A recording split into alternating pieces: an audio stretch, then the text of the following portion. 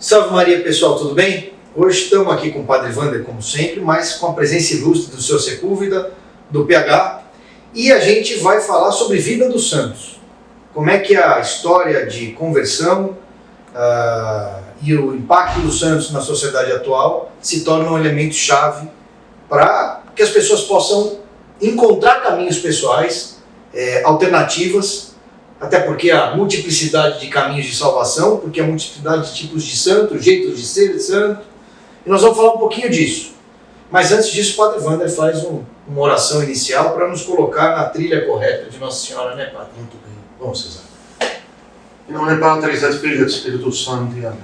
Ave Maria, gratia plena, Dominus tecum, benedicta tui mulieribus et benedictus fructus ventris tui, Iesus. Santa Maria, Mater Dei, ora pro nobis peccatoribus, nunc et in hora mortis nostri. Amen. Regina omnia sanctorum, ora pro nobis. In nome Patris et Filii et Spiritus Sancti. Amen. Padre, faz talvez uma introdução do senhor, e para a gente poder depois mergulhar na sabedoria do seu Sepúlveda, na contribuição do PH, sobre lembrar a teologia católica básica em 3 minutos, o que é um santo? O santo é o que amou a Deus sobre todas as coisas, é o que colocou Deus como o centro da sua vida e procurou atender, praticar, viver a sua vontade em todas as coisas, em tempo integral, totalmente aniquilado, esquecido de si mesmo, até que chegasse aquele tempo em que a mística e sobrenaturalmente a graça gerasse o fruto maior daquilo que São Paulo comunica na carta aos Gálatas, capítulo 2, versículo 20,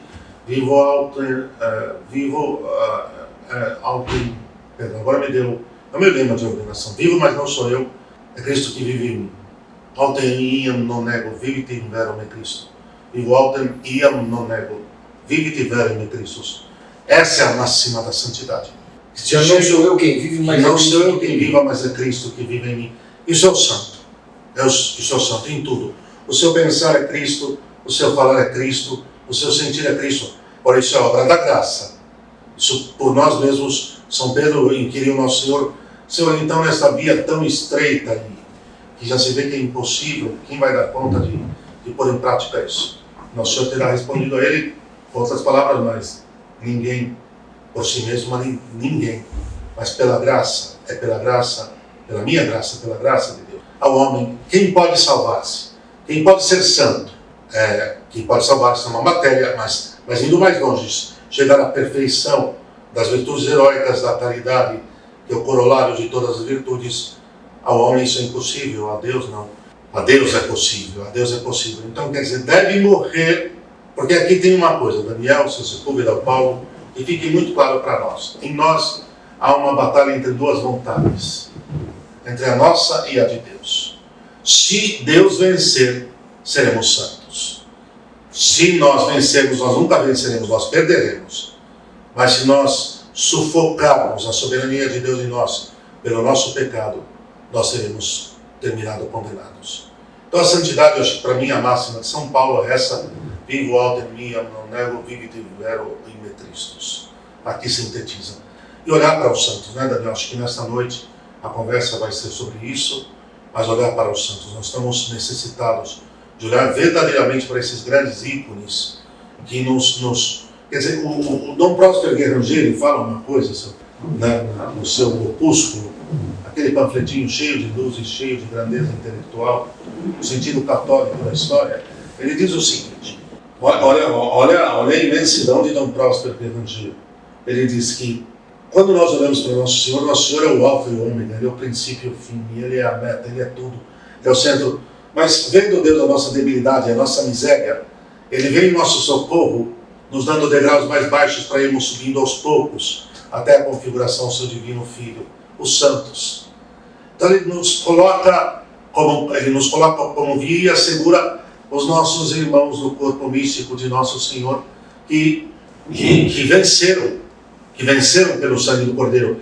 Aquela primeira contagem dos santos, os santos canonizados, da multidão dos 144 mil, os santos de primeira grandeza, que foram dados como modelos. E depois, não só eles, toda uma multidão que não se podia contar. Aí aqueles que não foram proclamados solenemente pela igreja. É impressionante que eles venceram pelo sangue do Cordeiro em que o Apocalipse termina fazendo menção do triunfo deles. E eles brilharão como estrelas no firmamento. Ele usa ali o futuro, o verbo no futuro, mas que no fundo, para eles, nós sabemos que já consumatum est, já está realizado. E eles brilharão como estrelas no firmamento. Esses são os santos. Eu gosto da expressão kenosis. Para mim, a passagem que mais me toca no Evangelho, se você dúvida, é Filipenses 2:5-11. Sendo igual a Deus, não se fez, não usurpou, ele esvaziou-se a si mesmo, sem perder sua divindade. E o esvaziamento pessoal, e acho que o senhor é uma mente privilegiada para tratar desse tema, o esvaziamento pessoal é praticamente impossível na sociedade atual, que é orientada ao enchimento pessoal de si mesmo e de tudo que vem na adjacência. Né? Como é que o senhor enxerga a jornada pessoal de santificação, de santidade, de busca de santidade nessa sociedade que nós... Pegando a definição do Padre Evandro, o senhor acha possível essa jornada para a maioria das pessoas? Olha, assim, nessa conversa que nós estamos tendo aqui, bem ao lado de um dos meus maiores amigos, e conversando muitas vezes com ele é um convertido, ele diz a conversão dele, ele me dizia uma coisa que eu nunca mais me esqueci, que era o papel dos santos, depois ele vai falar sobre os santos, na conversão dele.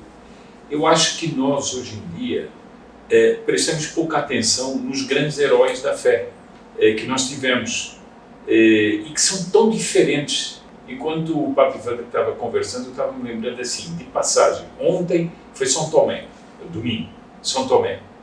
Só que São Tomé estava junto com outras pessoas que eram outros apóstolos que eram completamente diferentes dele. E cada um tinha uma riqueza de personalidade, cada um tinha uma riqueza de santidade, etc. Bom, e eu acho que nós temos que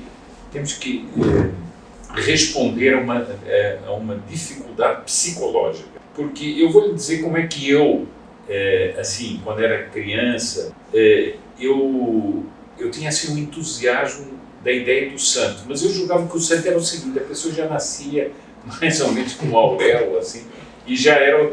E a pessoa dizia assim, bom, eu não nasci assim, então não é para mim isso aqui. Depois também há outra ideia que também eu acho que é equivocada, todos somos chamados a ser perfeitos, mas nem todos somos chamados à santidade heróica, porque isso também seria uma concepção igualitária das coisas. Santa Teresinha do Menino Jesus provou o contrário. O santo do dia a dia. Exatamente. Bom, então, bom, e depois a outra ideia é o seguinte, não, o sujeito ser um santo, ele é um descolado com a realidade, não tem nada a ver com a realidade, deve ser um sujeito que é meio azarado, não sabe tocar a vida. Ora, quando nós vamos ver a vida dos santos, é o contrário. Por exemplo, eu estava aqui, enquanto o Padre Evandro estava falando, estava me lembrando de Santo Inácio.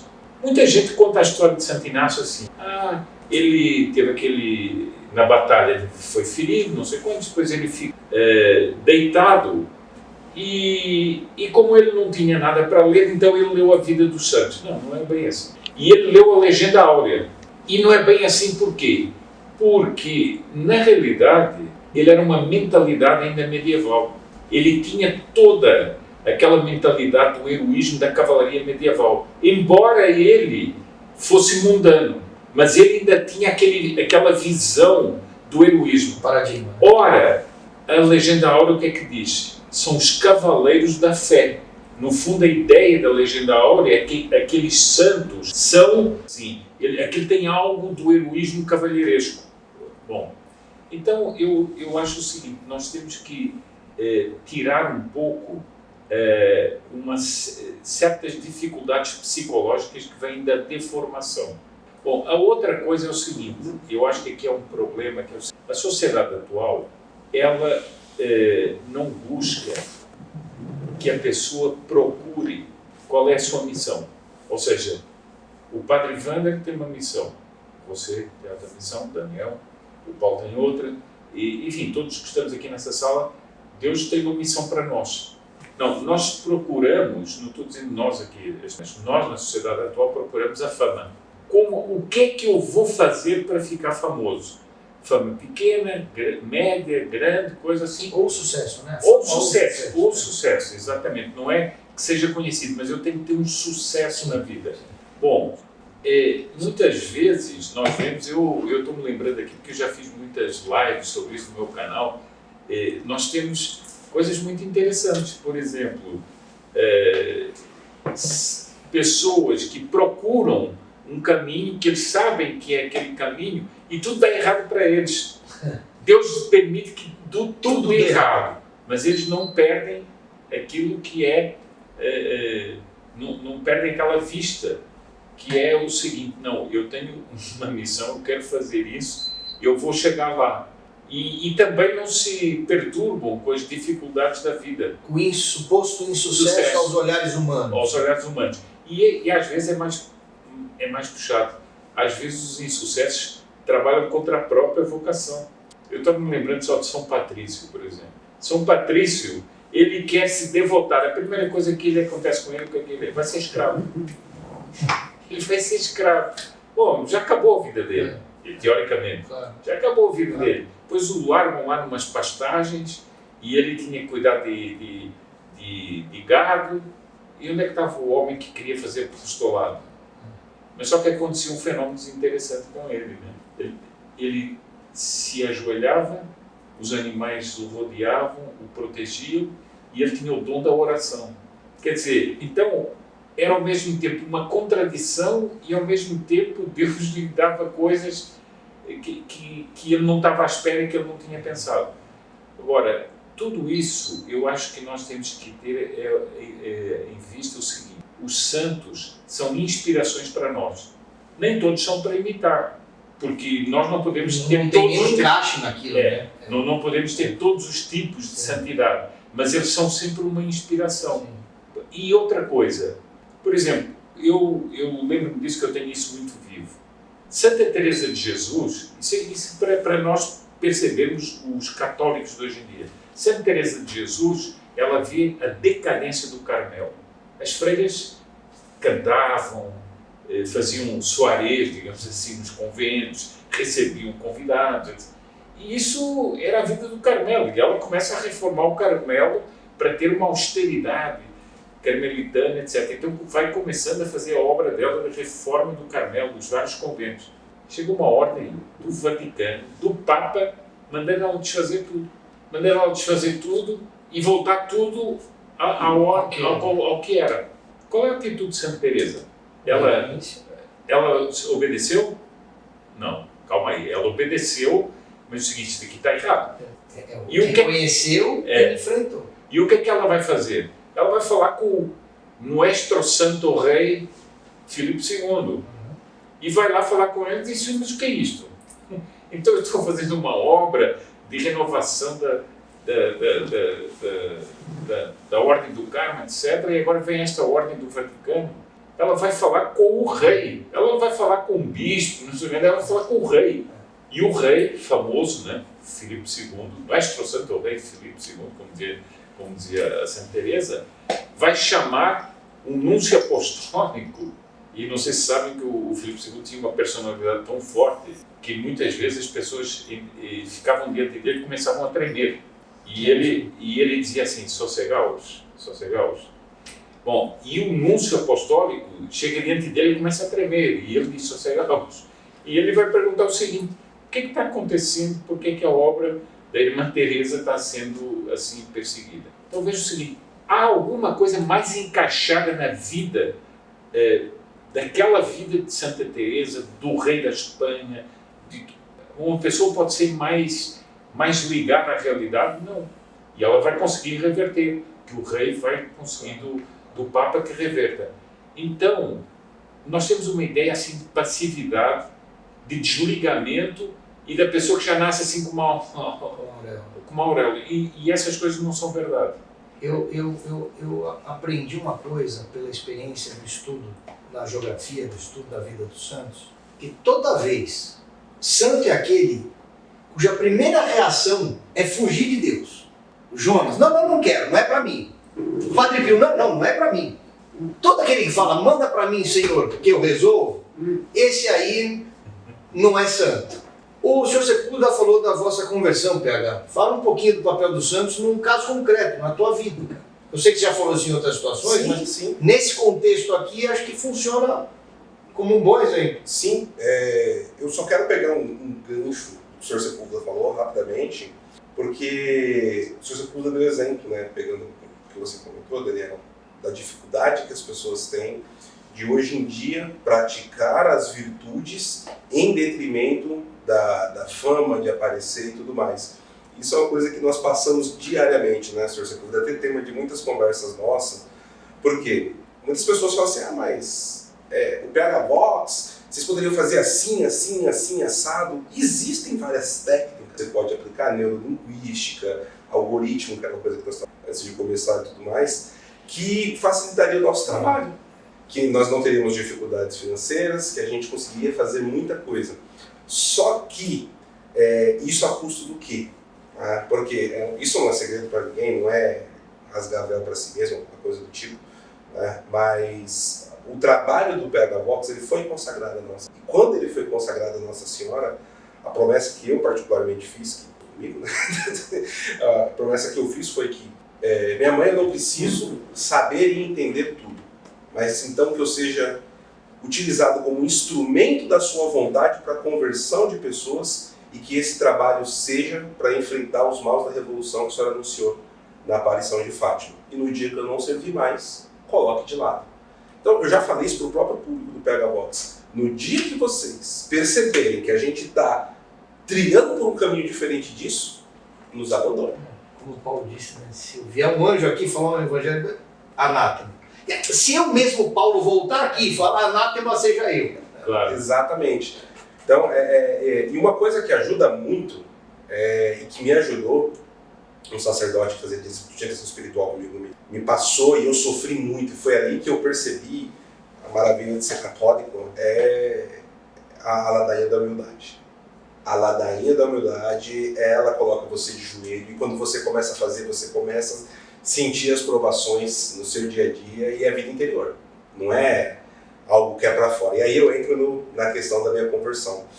Eu era testemunha de Jeová, e isso foi durante praticamente metade da minha vida, né? Desde os meus 3 anos de idade, a minha mãe começou a frequentar, se batizou, frequentei até meus 20 anos de idade. E eu sempre gostei de estudar, e acho que muito do que eu sempre gostei de ler, a forma que eu consigo me expressar, porque você tem aulas lá de palestrar e tudo mais, então isso ajudou muito na minha formação, e também, né, existe ali um quê ainda do cristianismo, sim, que ajuda você numa formação moral, e isso me ajudou muito. Só que eu percebia que muitas pessoas da minha idade lá estavam se batizando por aquela coisa, sentia um quentinho no coração, sabe, alguma coisa que não estava batendo. E eu percebia que faltava algo ali. E qual que era uma das principais coisas que eu sentia falta? Ok, nós tivemos o Velho Testamento, tivemos ali o Novo Testamento, Nosso Senhor morreu na cruz, na verdade, a Testemunha de Jeová morreu numa estaca, não era uma cruz, né? Então, toda a representação é para cima, não é crucificado. E depois, Deus esqueceu a humanidade, Deus abandonou, e eu tive vários instrutores da Bíblia e era muito complicado para eles, porque eu, sem saber o que era, eu aplicava a maêutica socrática. Não fazia noção do que era, mas... Por quê? Por quê? Mas por quê? Por quê? E aí chegava num ponto que travava, eu falava, tem alguma coisa errada. E aí, por N fatores da minha vida, eu me afastei das Testemunhas de Jeová, e um ponto principal foi a questão de como eu enxergava a caridade com o próximo. Né? Então, as Testemunhas de Jeová, eles têm um pensamento sectário. Tanto que agora eles estão tendo problemas. Né? Eu conheço algumas pessoas, acompanho algumas coisas, eles estão tendo problemas sérios, eles estão tendo que, de certa forma, vaticanizar segundamente a religião também, a coisa está um pouco complicada. Se algum testemunho de Jeová aqui estiver assistindo, não fique com raiva, mas as testemunhas de Jeová, inclusive, tem uma doutrina materialista marxista muito grande. Depois eu comecei a estudar o marxismo profundamente, a filosofia marxista, não as teses do Partido Comunista, mas a filosofia marxista, você percebe que existe uma profundidade ali do materialismo marxista. Arrisco a dizer que é talmúdica. Então, Para pensar, a filosofia marxista é talmúdica. Sim. E tudo isso, eu não conseguia materializar isso que eu estou comentando aqui de uma maneira tão fluida, então isso para mim era uma grande confusão.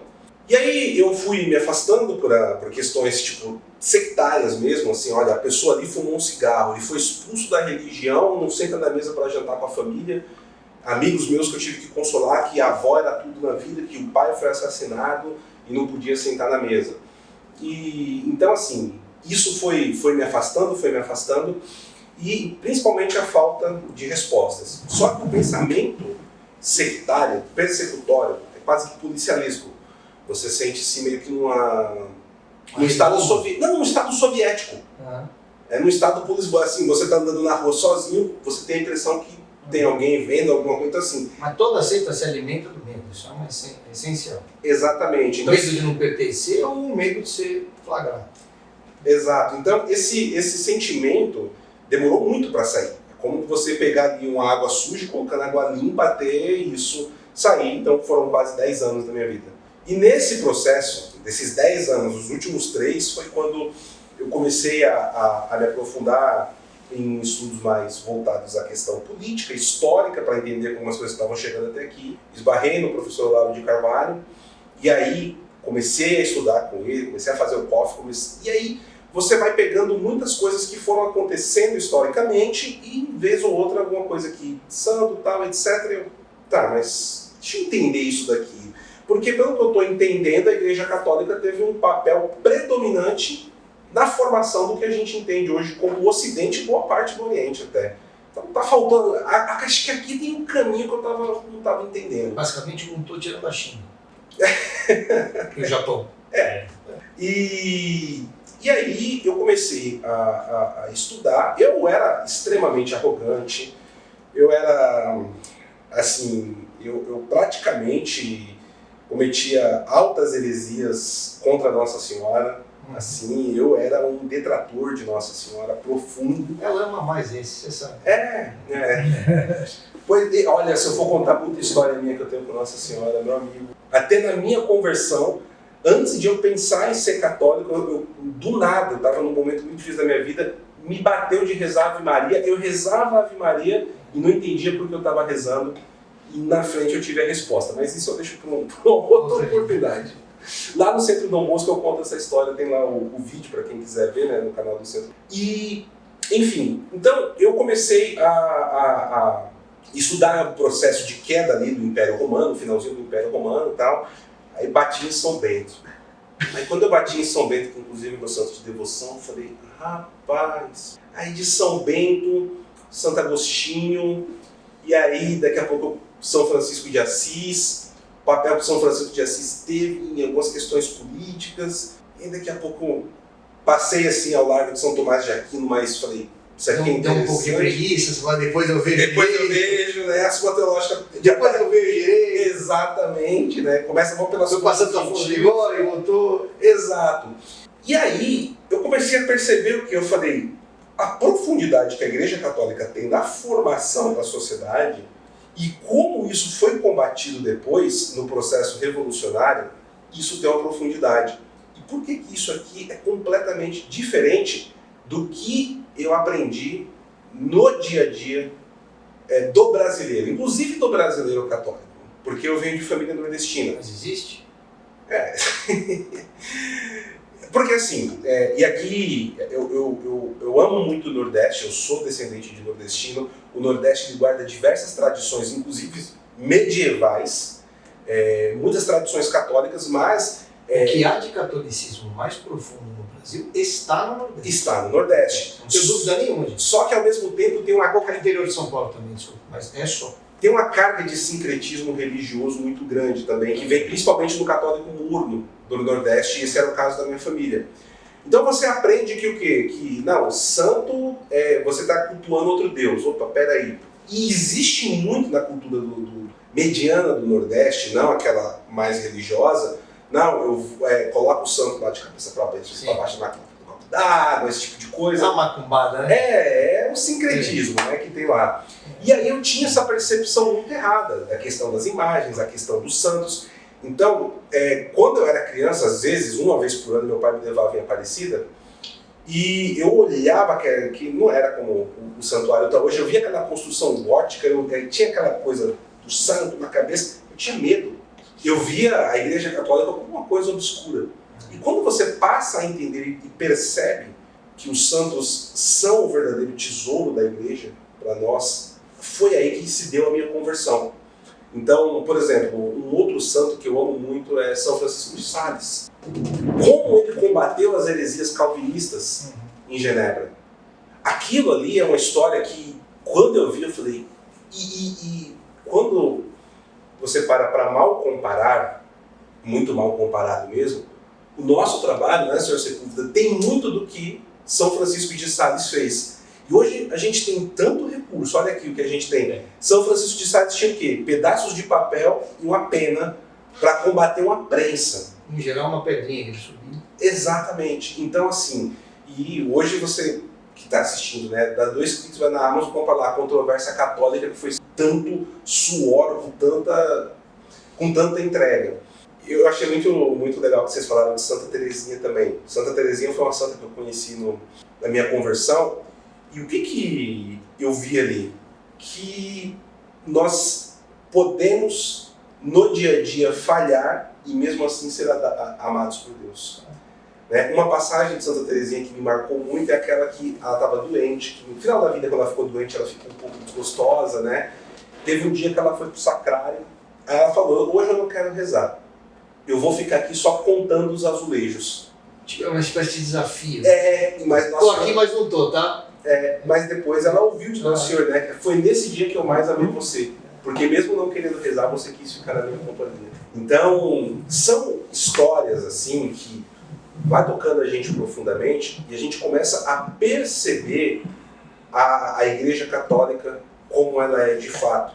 E que muitas vezes é uma coisa que eu acabo batendo de frente com muitos amigos católicos que eu tenho, que são católicos de berço, que hoje o católico de berço principalmente, ele não consegue entender a profundidade do que é a Igreja Católica e não consegue zelar e proteger ela. E muitas vezes, muito católico aceita uma protestantização da Igreja Católica, porque não conhece o tesouro que é a Igreja. E eu acho que isso é até um processo que a gente está vendo de muitos protestantes se convertendo ao catolicismo e automaticamente indo para o tradicionalismo. E aqui eu não estou falando do tradicionalismo enquanto um movimento dentro da igreja. Eu acredito que a gente tem que ser católico. Acho que quando você começa a sectarizar dentro da igreja também é um problema. Novamente aqui, não quero causar polêmicas, mas dentro da linha tradicionalista, a gente está começando a ver alguns problemas de cisão. Fiz uma brincadeira outro dia que o padre estava e ele falou assim, como chama mesmo aquela religião que de uma brota outra, depois brota outra, depois brota outra, depois outra? Como é que chama mesmo aquela religião? Aí você vai falar protestantismo, não sede-vacantismo. Então é um problema sério. Então eu acho que a primeira preocupação do católico é guardar os mandamentos do Nosso Senhor e os sacramentos. E rezar. E confiar em Nosso Senhor. Porque eu acho que aí é um problema, mas você percebe que tem muito católico que está indo para muito católico convertido do protestantismo está indo para esse caminho, por quê? Porque a destruição da igreja, ele já viu, ele viveu dentro da destruição que é a heresia protestante. Então, quando ele olha a erosão, a expressão que o Sr. Sepúlveda usa, que eu gosto muito da igreja católica, e ele fala, não, peraí, eu vim para cá, não foi por isso daqui, foi para fugir disso daqui. Então, e perceba, sempre os santos têm um papel fundamental na vida desses católicos que vieram do protestantismo. E eu acho esse tema da erosão tão interessante que eu queria perguntar para o padre duas coisas. Primeiro, como é que são os santos de devoção de um padre? O papel dos santos na vida de um padre, não no púlpito, no dia a dia. E segundo, como é que o senhor interpreta hoje a santidade como categoria, santidade dentro do clero? Se é um valor. Sim. Ou se a pastoralidade sobrepuja a santidade. Sim. Daniel, olha, a primeira coisa que a devoção entendida, a devote na fórmula católica, ela é constituída por três graus. Que eles definem o que a Sagrada Doutrina Católica define e na linguagem dos santos por devotio, ela tem 3 graus. É interessante que é o terceiro grau dela que foi passado para primeiro e que tornou-se único por causa do excessivo sincretismo, por causa do excessivo religiosismo sentimental e assim por diante. Quais são os 3 graus da devoção? Da devoção, porque é o que você está perguntando. O primeiro grau da devoção, é a imitação. O segundo grau da devoção, a comunhão com Ele. O santo. E o terceiro e último grau, bem depois do primeiro e bem depois do segundo, a intercessio, a petição, a potestade suplicatória. Então, assim, quando, por providência santíssima, Deus tende a atrair-nos para um caminho sólido de santificação através daquele que Ele vai nos dar como modelo para imitá-lo.